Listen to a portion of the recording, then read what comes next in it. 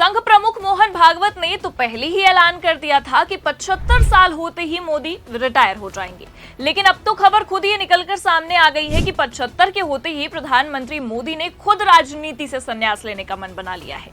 नमस्कार, आप देखना शुरू कर चुके हैं 4PM न्यूज नेटवर्क और मैं हूं आपके साथ प्रगति ठाकुर। मोदी काल के इतिहास में 5 अगस्त की तारीख सुनहरे पन्नों पर लिखी जाने वाली है। राम मंदिर से लेकर आर्टिकल 370 के बाद अब प्रधानमंत्री मोदी के रिटायरमेंट तक सारे फैसले जो 5 अगस्त को ही लिए गए हैं।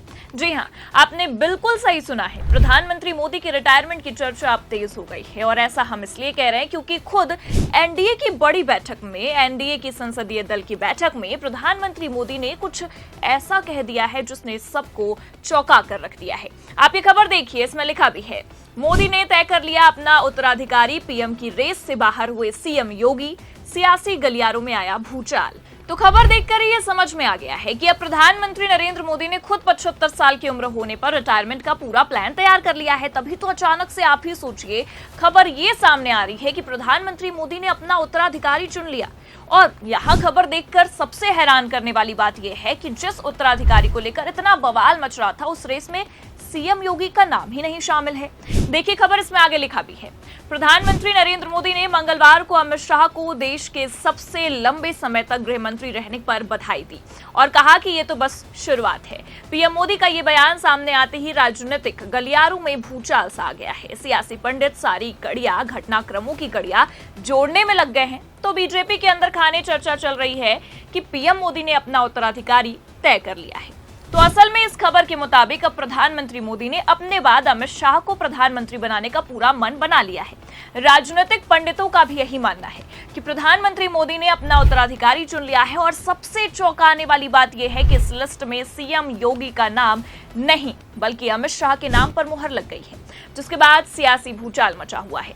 दरअसल आपको बता दें कि साल 2019 में 30 मई को गृह मंत्री का पदभार ग्रहण करने वाले शाह ने मंगलवार को 2258 दिनों का रिकॉर्ड कार्यकाल पूरा किया, जिससे भाजपा के वरिष्ठ नेता लालकृष्ण आडवाणी का 2256 दिनों का कार्यकाल भी पीछे छूट गया।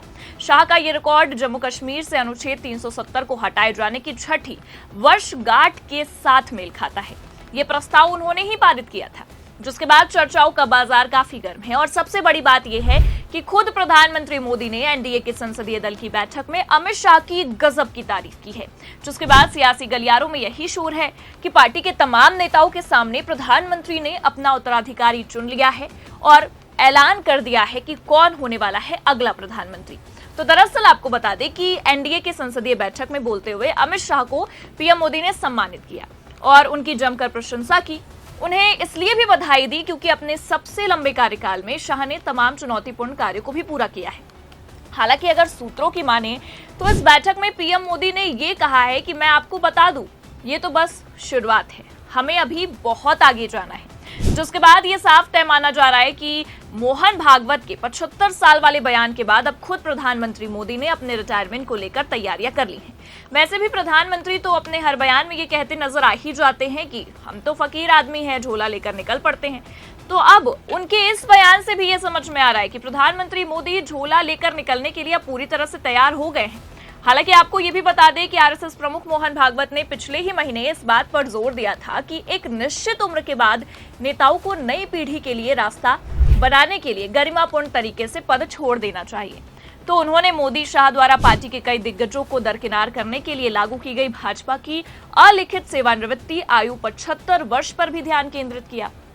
और उसके बाद अब यही समझा जा रहा है कि पीएम मोदी ने अपने मन से एक गरिमापूर्ण तरीके से रास्ते से हटने का पूरा प्लान तैयार कर लिया है। और क्योंकि अगले ही महीने उनका जन्मदिन भी है और अब आप ये भी देख सकते हैं कि प्रधानमंत्री मोदी का ये संदेश भी ऐसे ही समय में आया है जब अगले महीने यानी कि सितंबर में उनका जन्मदिन है।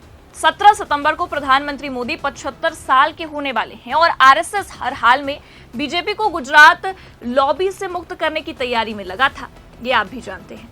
राष्ट्रीय अध्यक्ष की रेस हो या कि फिर प्रधानमंत्री का पद, दोनों ही जगहों से आरएसएस गुजरात लॉबी को टाटा बाय बाय करवाना चाहता है। उसी बीच लेकिन अब आप ये देख सकते हैं कि प्रधानमंत्री ने सीएम योगी या फिर किसी और चर्चित नेता का नाम ना लेते हुए जिनका आरएसएस से कनेक्शन हो, एनडीए की संसदीय दल की बैठक में अमित शाह की जमकर तारीफ करते हुए ये साफ साफ इशारा कर दिया कि अब आगे का कार्यभार अमित शाह के हाथों जाने वाला है।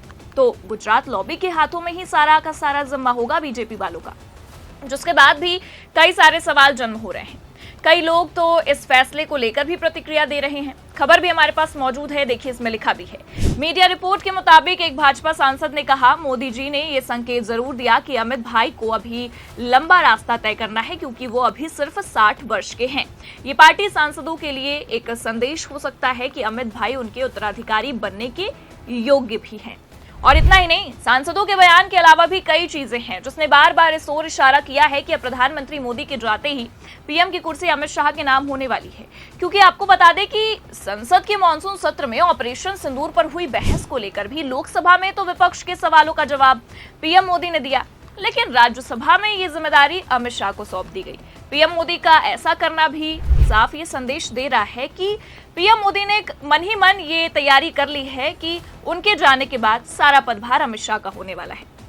ऐसे कई जगह हैं जहां पर प्रधानमंत्री नहीं बल्कि गृह मंत्री अमित शाह को आगे लाया जाता है और कई चीजें उन्हें ही सौंप दी जाती हैं, कई जिम्मेदारियां उन्हें दी जाती हैं, जिसके बाद ये साफ समझ में आ जाता है कि बीजेपी आलाकमान ने अंदर ही अंदर एक तगड़ा फैसला ले लिया है। क्योंकि ऑपरेशन सिंदूर जैसे महत्वपूर्ण मुद्दे पर आप सोचिए कि बीजेपी की ओर से विपक्ष की मांग के बावजूद भी अमित शाह ही आगे आए थे और उन्होंने ही जवाब दिया। लोकसभा में भले से पीएम मोदी ने अपना 2 घंटे का ही भाषण दिया, लेकिन पूरे टाइम अमित शाह ने ही सवालों के जवाब दिए, भाषण भी दिया।